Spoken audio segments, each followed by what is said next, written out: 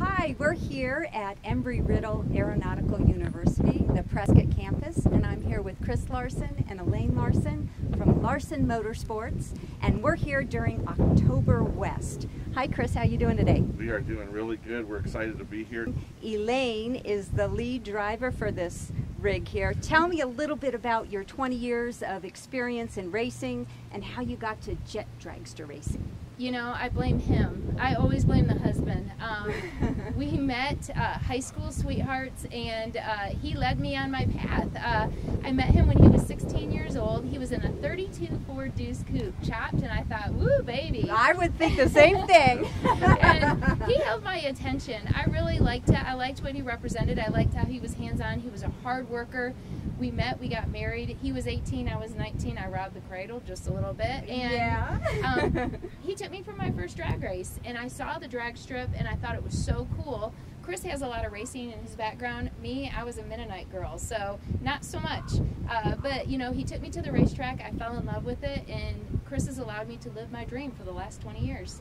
Well, tell me this. I know you have a passion for speed, but you also have such a passion for mentoring these students. Tell me a little bit about how that started. It's true. So many of these Elaine and I can see. You know, Elaine and I are in our 40s now, and we can see ourselves in these college students that are bright young minds that want to learn. And there's something to be said, especially right now in this country. The level of skilled trades in this country needs a little shot in the arm, a little boost. Hands-on. Absolutely, hands-on experience. So all of those things that they learn in the classroom every single day, we can take those and apply them in the Dragster laboratory right here at Embry-Riddle in Prescott, Arizona.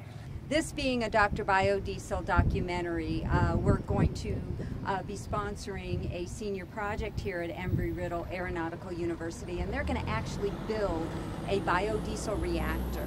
And I know that that is of some interest to you, Chris. Yeah, you know, biodiesel is a fascinating, you know, all the renewable energy stuff is a fascinating area of our industry.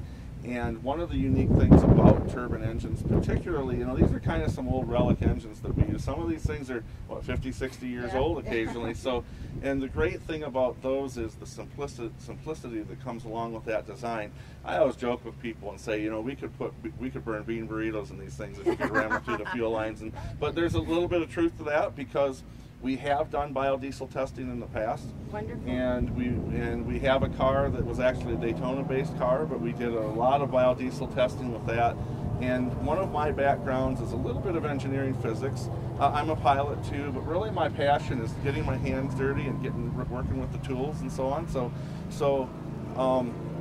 The biodiesel project is a really fun project for us. We have students involved there. It's really exciting to hear that they're going to work with you here in Prescott, Arizona. Hopefully we can maybe merge some of those efforts at some point. And really, I think that just as important as making a difference to the world in green energy is really being able to make sure that these fuels that we develop are actually a legitimate alternative to some of the fossil fuels that we have that we know today so well. It's not that fossil fuels going to go away, don't get me wrong, but if you can supplement in certain areas, we've run up to 20% biodiesel. So a B20. A B20, and which doesn't sound like that much, but it's quite a bit when you talk about 1/5 of a gallon of fuel. Now this car is going to burn 1.5 gallons to 2 gallons of fuel a second, and there's a ton of people, as we all know, that have done a lot of piston engine research with ethanol and then with biodiesel in piston engines and trucks and buses and so on. But not a lot of people have done fuels research with turbine engines. There's a few of them, but not as many as the others. So I think we have a nice opportunity to take this platform and do some things that, let's be honest, this platform we can do things with that the FAA would never allow you to do with up in the air. As you probably know, Jay Leno is a jet dragster guy. So can we just say, hey Jay, come on, check us out, what we're up to, tweet us, link us and like us? You know, Jay Leno is a great car guy. He has an entire museum that's an amazing place. He believes in this country, he believes where we came from, and he's one of the key people that can help bring us back to where we deserve to be. Yeah. So come check us out, Jay. Anything you'd like to say to Jay? hey Jay, how about you come race me sometime? Come on, you can do it. You wouldn't want to get beat by a girl now, would you? Now that's an invitation, and Mavis, you better come along. Thank you so much, you guys, for everything you do. Nice to meet you, and we will stick around for the unveiling of this beautiful new jet dragster. Thanks so much, and we'll see you soon.